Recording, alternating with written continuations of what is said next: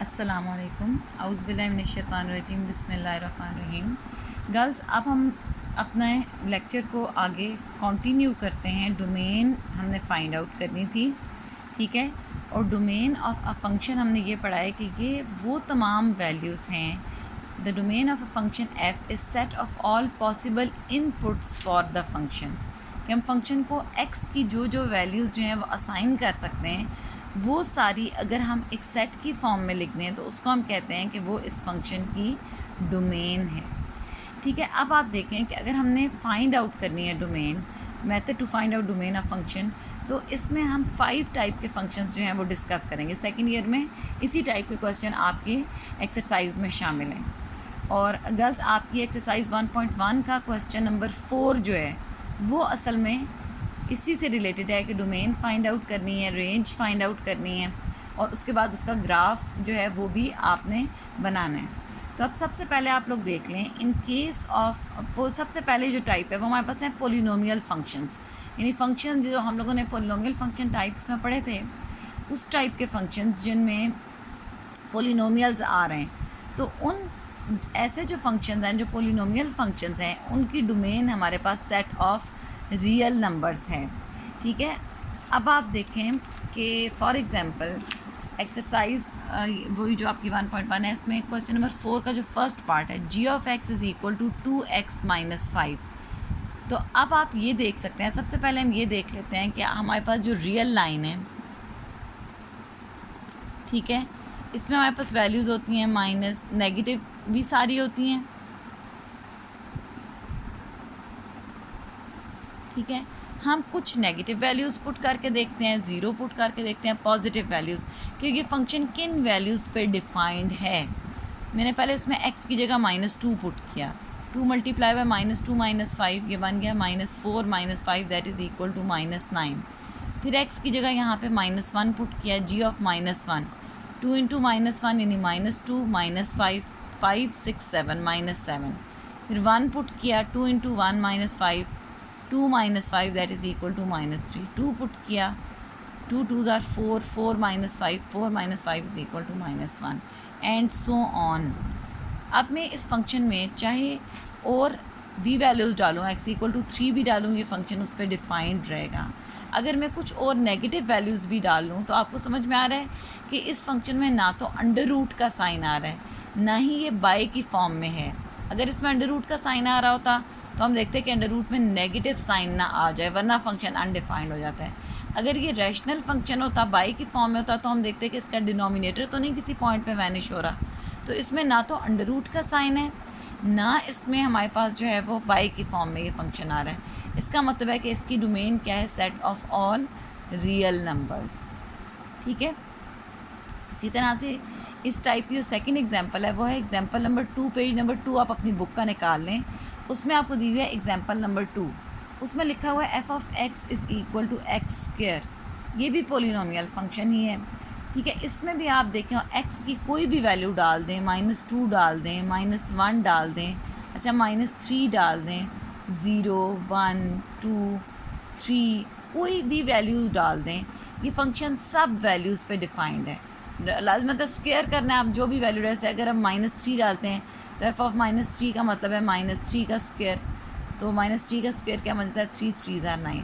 अब आपको पता है स्क्वेयर, हमें हर नंबर का स्क्वेयर हम फाइंड आउट कर सकते हैं, चाहे वो नेगेटिव नंबर हो, चाहे वो कोई पॉजिटिव रियल नंबर हो, हम सब का स्क्वेयर फाइंड आउट कर सकते हैं। इसका मतलब है कि इस फंक्शन की domain set of all real numbers है। अच्छा, नेक्स्ट देखें, फंक्शंस इन्वॉल्विंग रेडिकल साइन, वो फंक्शन जिनमें अंडर रूट का साइन आ रहा हो। अब उसकी भी हम डोमेन देख लेते हैं, क्योंकि मैंने आप लोगों को पहले बताया है, जो प्रीवियस हम लोगों ने लेक्चर इसका पार्ट किया था, उसमें हम लोगों ने ये किया था कि अगर अंडर रूट का साइन आ रहा है तो अंडर रूट के अंदर नेगेटिव साइन अगर आ जाए तो फंक्शन अनडिफाइंड हो जाता है, ठीक है। यानी अंडर रूट ऑफ -1 आ जाए तो under root of -1 is not a real number, it is a complex number. Under root में नेगेटिव साइन नहीं आना चाहिए। अब इस टाइप के फंक्शंस की डोमेन फाइंड आउट करने के लिए आप ये कर सकते हैं कि आप अपनी रियल लाइन सबसे पहले एक साइड पे ड्रॉ कर लें,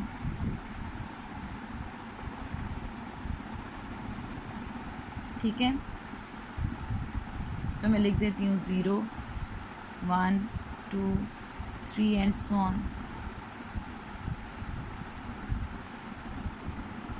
ठीक है, अब हम रियल लाइन पे अगर देखें अगर मैं यहाँ पे पहले पॉजिटिव साइड से वैल्यूज़ पुट करती हूँ, x इक्वल टू 0 पुट करूँ इसी फंक्शन में तो इसका आंसर 1 आ रहा है। x इक्वल टू 1 पुट करूँ, under root of 1 plus 1 under root 2 आ रहा है एंड सो ऑन। 0 1 2 3 इन सब पे ये फंक्शन पॉजिटिव साइड पे डिफाइंड है। अब मैं नेगेटिव साइड पे आ जाती हूँ, इसमें -1 पुट करके देखते हैं, -2 पुट करके देखते हैं अंडर रूट इस फंक्शन के अंदर। Under root g of -1 equal आता है -1 plus 1 under root that is equal to 0, क्योंकि अंडर रूट ऑफ 0 आ जाएगा दैट इज़ 0। जी ऑफ -2 अगर मैं पुट करूँ तो आ जाएगा -2 plus 1 under root that is equal to -1 under the root. ये अनडिफाइंड है। अब देखें -2 पुट करने के बाद आपके पास -2 पे तो ये अनडिफाइंड था, -1 पे ये डिफाइंड है, यानी -1 पे इसकी वैल्यू फाइंड आउट हो रही है। तो हम -2 से बिल्कुल पीछे वाला नंबर देखते हैं, वो बनता है -1.9। तो हम -1.9 पे इस फंक्शन को फाइंड आउट करके देखते हैं कि क्या ये फंक्शन उस पर डिफाइंड है। -1.9 पे अगर हम फाइंड आउट करें तो आ जाएगा under root of -1.9 plus 1 that is equal to under root of -0.9। ये अनडिफाइंड है। अच्छा, अब फिर ये है कि फंक्शन 1 पे -1 पे तो डिफाइंड है, 2 पे भी अनडिफाइंड है, 2 से पीछे पीछे भी अनडिफाइंड है। तो -1 से थोड़ा सा आगे जाके देखते हैं, -1 से थोड़ा सा आगे जाएं तो आपके हमारे पास नंबर बनता है -1.1। तो हम -1.1 पे इसको चेक करते हैं। तो मैंने यहाँ पे पुट कर दिया है g ऑफ -1.1, ये इसका भी आंसर आ रहा है अंडर रूट ऑफ -0.1 यानी अनडिफाइंड। इसका मतलब है कि ये फंक्शन अगर आप लोग देखें तो ये फंक्शन -1 से लेके ऑनवर्ड तो डिफाइंड है, लेकिन -1 से पीछे बिल्कुल अनडिफाइंड है। इसका मतलब है अगर मैंने इसकी डोमेन लिखनी है तो इसकी डोमेन मेरे पास आ जाएगी, domain of g is equal to -1 से इन्फिनिटी तक। और क्योंकि -1 पे ये डिफाइंड है इसलिए उसकी साइड से इंटरवल को क्लोज बना दिया, और इन्फिनिटी के लिए मैंने आपको बताया था कि हम इंटरवल ओपन बनाएंगे। ठीक है गर्ल्स, इसको हम एक और क्वेश्चन भी इसी से रिलेटेड है, आपका क्वेश्चन नंबर 4 का सेकंड पार्ट। इसमें दिया हुआ है अंडर रूट ऑफ x² - 4। इसमें भी हम यही करेंगे कि रियल लाइन ड्रॉ करके हमने देखना है कि रियल लाइन के किन नंबर्स पे ये फंक्शन डिफाइंड है और रियल लाइन के लिए किन किन नंबर्स पे ये फंक्शन अनडिफाइंड है। तो अब उसके लिए आप देखें, मैंने कुछ नेगेटिव वैल्यूज़ पुट किए हैं, जैसे -3 पुट किया है तो ये बन गया -3 का square -4 that is equal to 9 - 4 that is equal to under root of 5, और ये ग्रेटर दैन 0 है तो इट्स ओके, हम अंडर रूट 5 कैलकुलेटर से कैलकुलेट कर सकते हैं।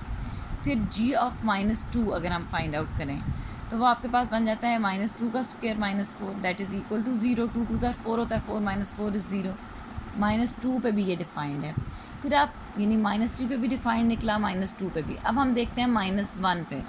-1 पे हमने जब वैल्यू पुट की तो आपके पास आ गया under root of -3 that is undefined. इसका मतलब है -1 पे ये अनडिफाइंड है।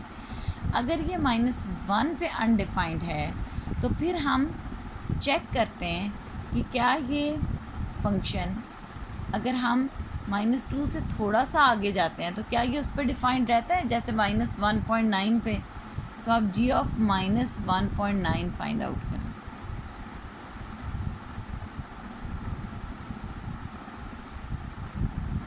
इसके लिए आप चेक करोगे कि ये लेस दैन 0 आंसर आएगा। आप कैलकुलेटर से निकाल के देख सकते हैं, इसका आंसर लेस दैन 0 आएगा। इसका मतलब है कि ये फंक्शन अनडिफाइंड है। ठीक है, यानी अगर हम -1.9 पे इस फंक्शन को निकालें तब भी इसका आंसर लेस देन 0 आता है। आप ये कैलकुलेटर से खुद चेक करके देखें, -1.9 का स्क्वायर निकालें फिर -4 करो तो अंडर रूट में नेगेटिव का साइन आना शुरू हो जाएगा। ठीक है, तो ये फंक्शन अनडिफाइंड है। अब अगर मैं यहाँ पे 0 पुट, इसका मतलब है कि ये -2 से थोड़ा सा भी पीछे जाएं तो फंक्शन अनडिफाइंड रहता है।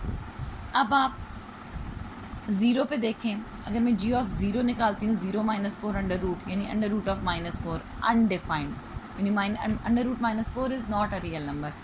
1 पे देखें, 1 पे भी अनडिफाइंड आ रहा है, 0 पे भी डिफाइंड नहीं है, 1 पे भी नहीं है।